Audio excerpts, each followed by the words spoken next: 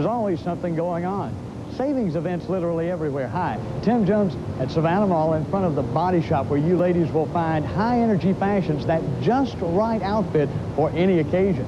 The latest fashions for men and women at everyday sale prices. These are just a couple of examples of over 35 fashion stores under one roof here in Savannah at Savannah Mall.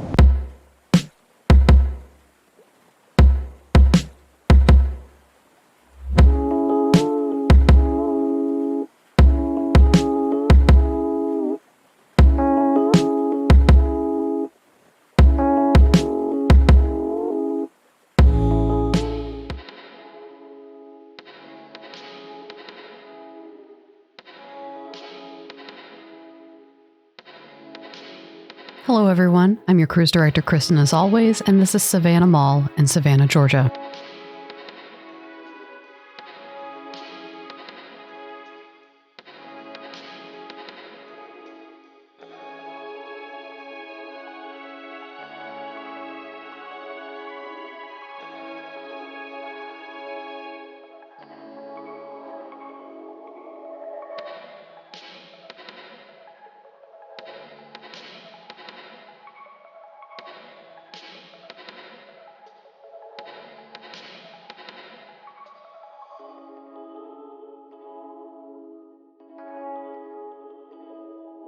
Savannah Mall closed its interior permanently on January 12th, 2023, just a couple days ago, or at least it was supposed to. However, I'm seeing reports that they may be open for a few more weeks due to disputes with some of the remaining tenants, but the writing is on the wall. I was here last Saturday, mere days before it closed, to get all of us one last look inside.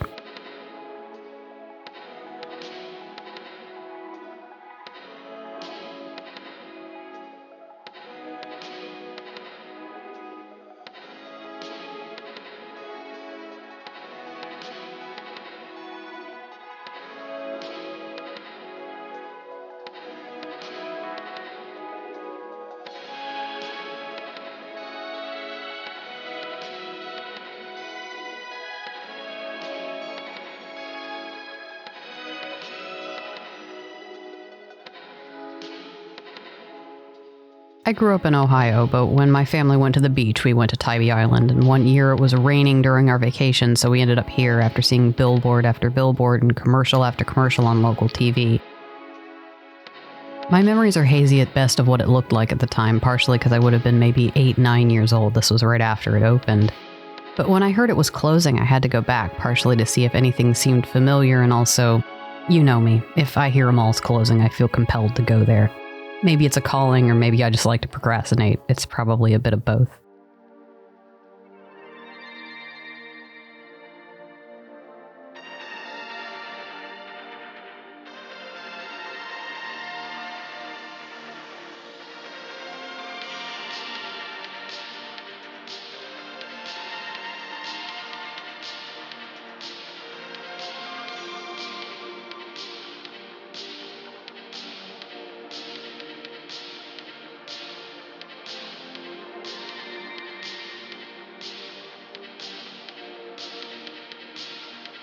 When I got in here, I think I literally said to myself that I just died and went to dead mall heaven. It was empty, quiet, the fountains were on, and the coast seemed to be clear.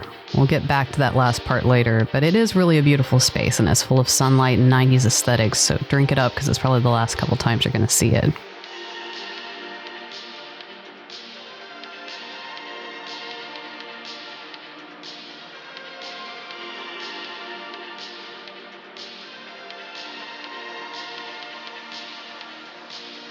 But first, let's go back to the beginning and talk about the mall's history, and then we'll talk about my adventure of a day here.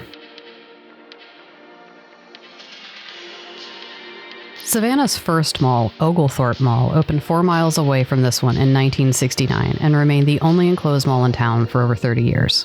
In 1987, the Rouse Company announced plans to build an enclosed mall that would have been on the south side of town where a Home Depot currently sits, but those plans were scrapped a year or so later. Around the time Rouse decided to abandon their plans, the David Hawker firm, in conjunction with R.F. Coffin Enterprises, took an interest in a plot of land dubbed Forest River Farms that had been owned by a private developer since the 40s, earmarked for a subdivision that was never built. You've heard the name David Hawker before in my videos.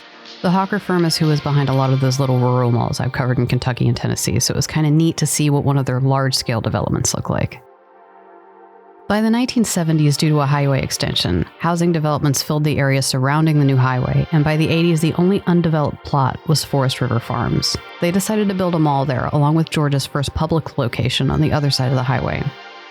Lots of middle-class, single-family homes would surely secure the mall's future, I'm sure they thought.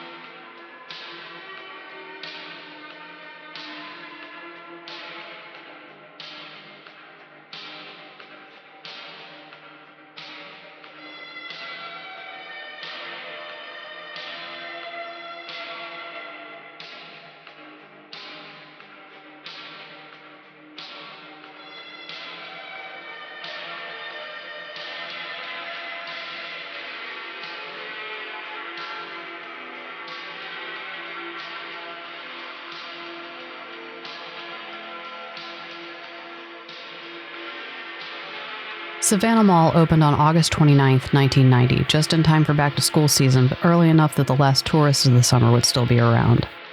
It's nearly 1 million square feet and was anchored at opening by Belk and J.B. White. Belk was a repeat of an anchor at Oglethorpe Mall, and there was a sentiment that they were moving and not opening a new location. The mall originally intended to open with a full lineup of 4 anchors that would have also included Miller & Rhodes and Jordan Marsh. However, Miller & Rhodes filed for bankruptcy in 1988, and Jordan Marsh's parent company was also going through bankruptcy, so they decided opening a second location only 4 miles from their existing one at Oglethorpe Mall was unwise.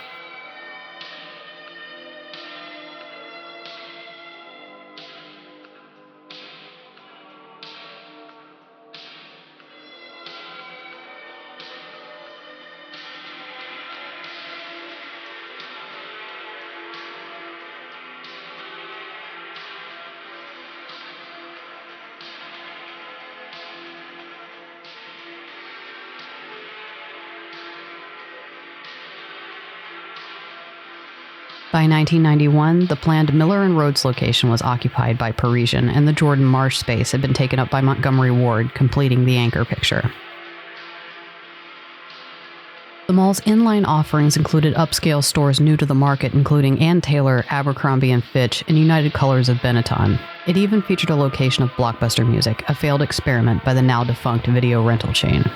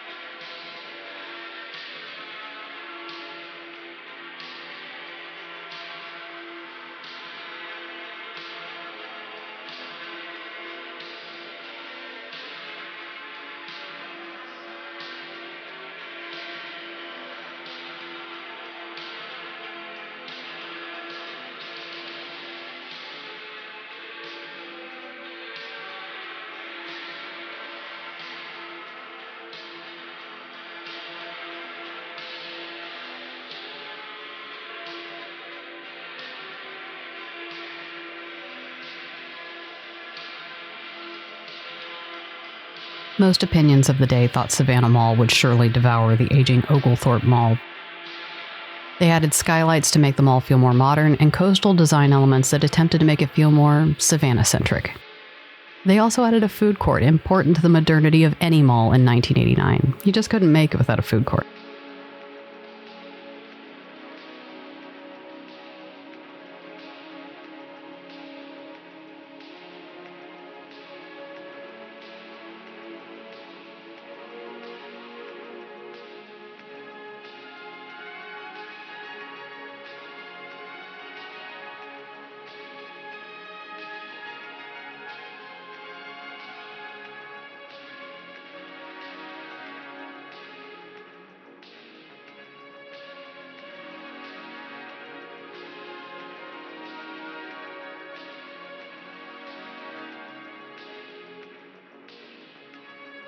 Savannah Mall was new and fancy, featuring the brass and dark greens that meant luxury in 1990.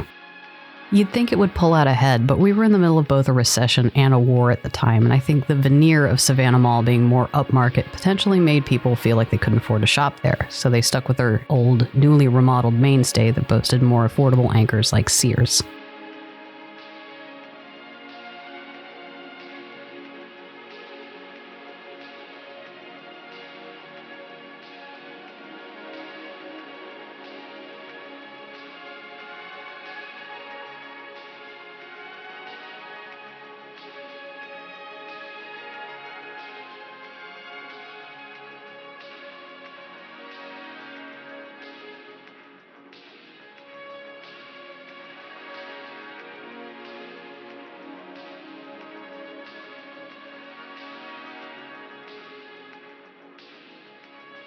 Both malls coexisted well during the 1990s, and this was not the also-ran mall we see today until much, much later.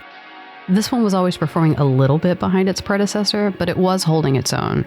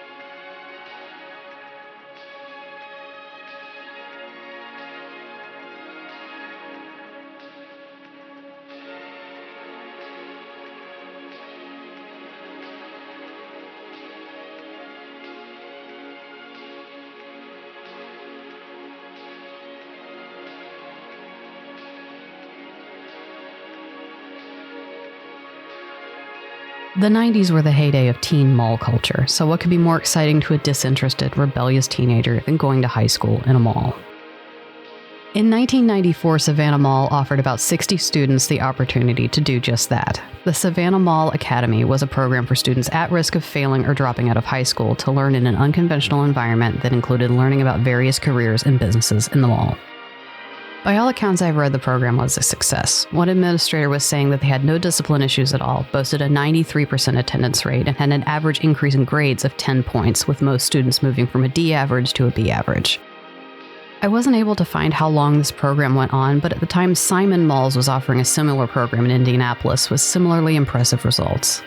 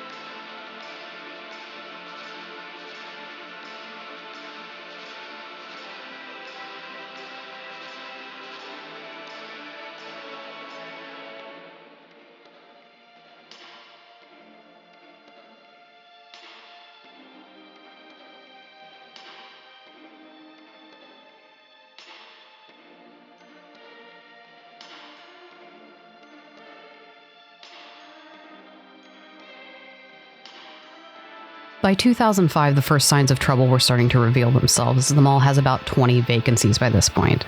The anchor lineup, however, was improving dramatically after a few years of shakeups. The space currently occupied by Dillard's has been continuously filled since the mall opened, changing from J.B. White to Dillard's via a merger. Belk closed in 2002 and was demolished the following year to make room for a Target that opened in 2004. Parisian closed in 2003 and was replaced by Bass Pro Shops. And finally, Montgomery Ward closed in 1998 and had been replaced by Steve & Barry's.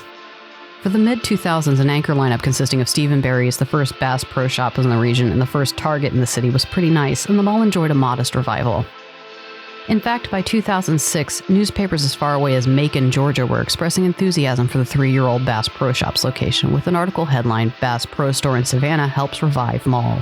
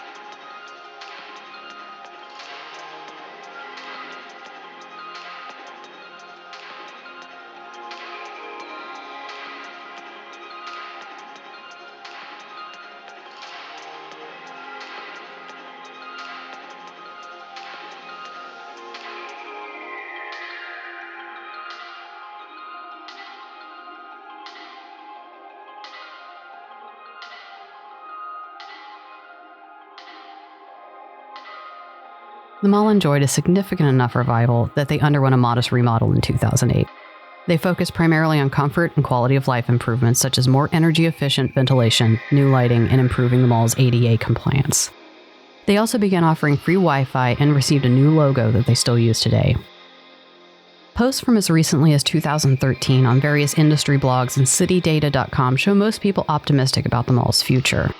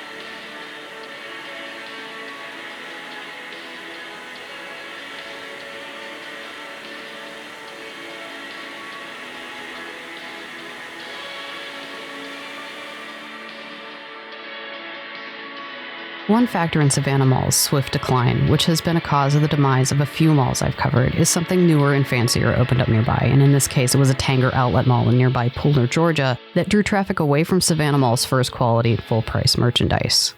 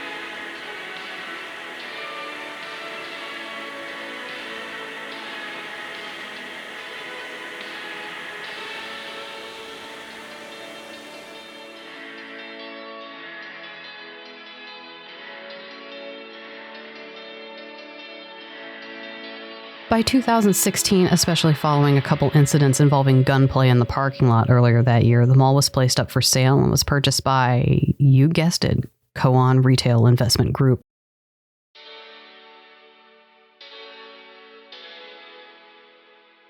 I am so ready to stop talking about this guy because he's a menace, but that's who bought it.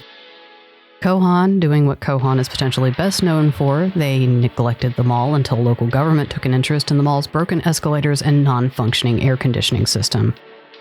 By this point, the mall was also experiencing intermittent power outages, and based on their track record, it makes you wonder if it was because the bill wasn't getting paid. Let's mention that again. The HVAC system didn't work, the one that was just put in 8 years before that, in Georgia. One article from mid-2022 has an employee of Rainbow Shops quoted as saying, "It's hot as fish grease in here," and I don't doubt that. It was in the 60s outside the day I was here in January, and the skylights made it warm enough inside that I had to take my jacket off once the midday sun was at full strength. July? That can't be safe, let alone comfortable.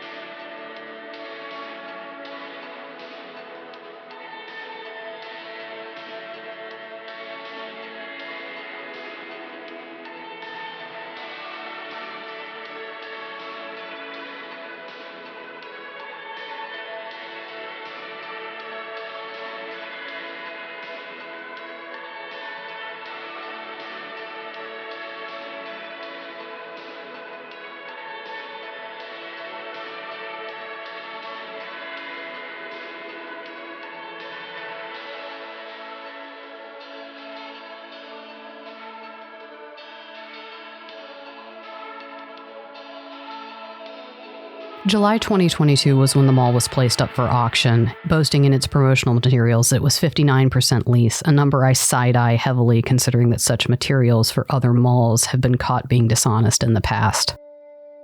There has been a lot of mystery surrounding the purchaser, but according to the local media, it seems to be the owner of a business called Simply eSig that has been operating a distribution center on the upper floor of the former Montgomery ward. According to their Facebook page, they describe themselves as one of the largest and fastest growing wholesale distributors of vaping products.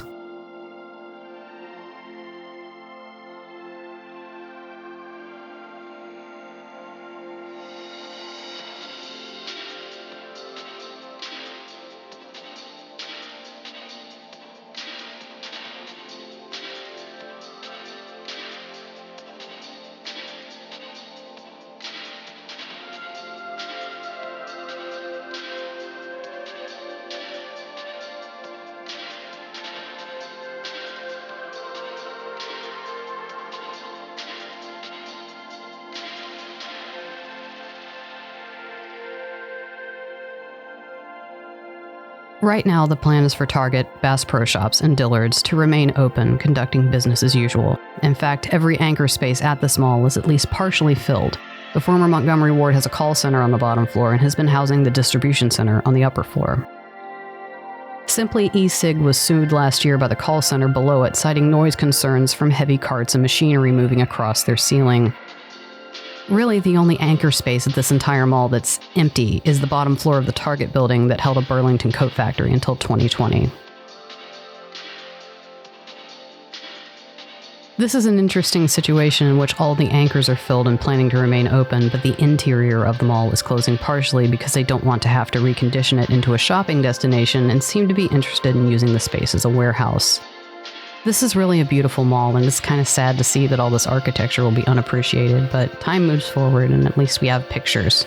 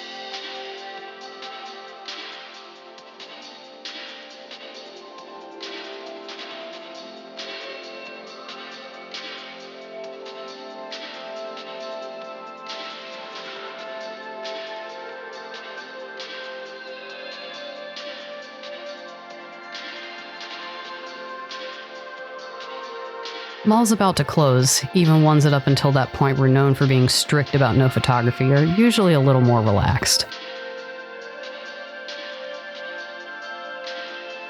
I noticed a security guard hanging around the food court, so I decided to take a little break and have some lunch.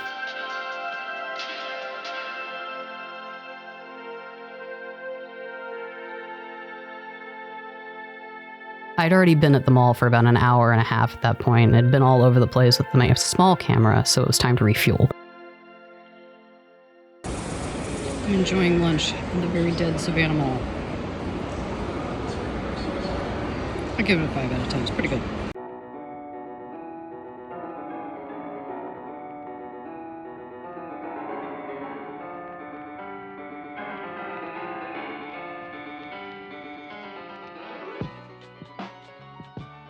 Maybe it was the fact that I drove 8 hours to get here. Maybe it was a sudden mixture of carbs and MSG that emboldened me to think I had black pepper chicken superpowers.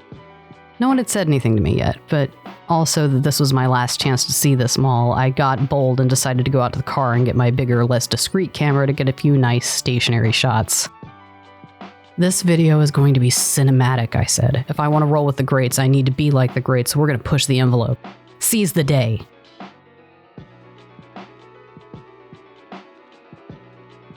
And in the middle of seizing the day, I didn't notice security was back at their post, and I got yelled at from a floor away to put my camera away and that I should probably head out.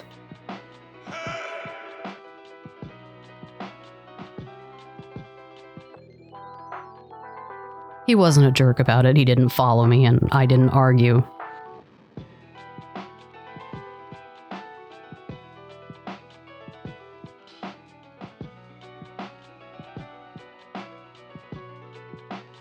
It was time to say goodbye to Savannah Mall. I got what I came for, one last look inside a mall that might be about to close forever.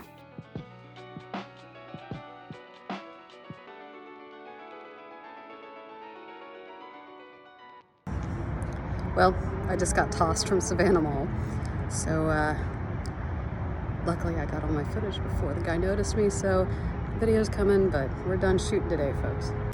I drove 7 hours. I shot 3 malls today. So my husband got me a 360-degree camera for Christmas, so I'm testing it out by walking you around my totally not dirty hotel room in Columbia. Thank you for watching. This channel is supported by Patreon donations, and if you'd like to become a patron, please see the link in the description.